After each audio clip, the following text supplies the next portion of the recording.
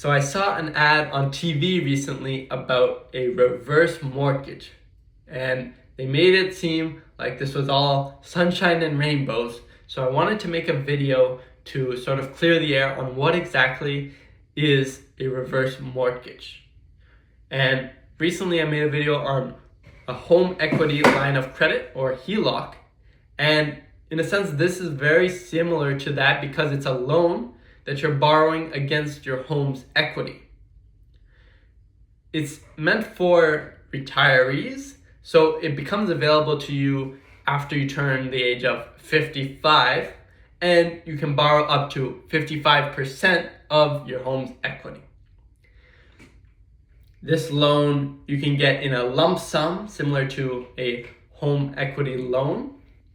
You can also get it in periodic payments, like let's say every month, or in some cases, you can have it in a line of credit format where you take what you need at your discretion, similar to the HELOC. Now, you have zero obligation to repay this loan or the interest until it becomes due, which is when you move out of the house, or you sell it, or you pass away.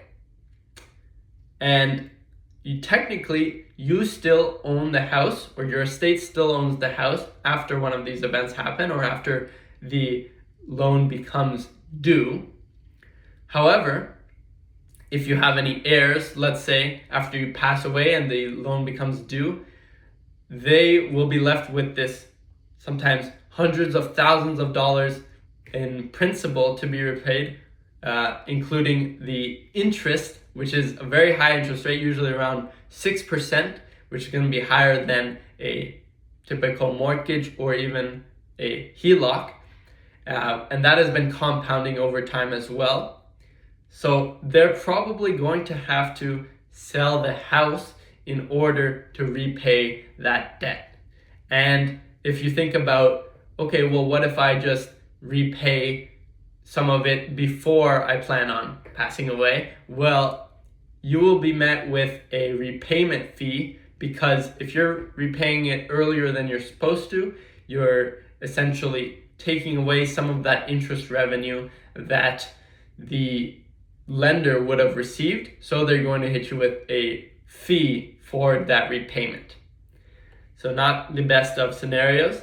And then after the house is sold, there is a clause that most of these loans are non-recourse loans, meaning that if the house is sold, but the debt that's outstanding outweighs the value of the house, neither the heirs nor the estate will be responsible for paying that difference. So a little bit of a break there, right?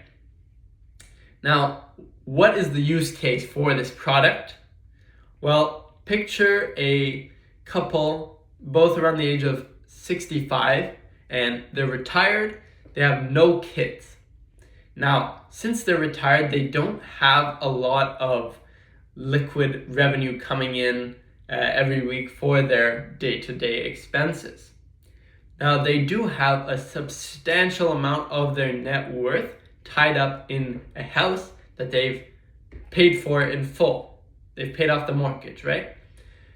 They can tap into some of that home equity that they've developed over the years to sort of subsidize their missing revenue from a job, without having to sell their house and without having to pick up another job. They can take out a reverse mortgage so that they can have some income at their disposal, and then after they either move out or pass away, the house will be sold so that the lender can reclaim what's owed to them.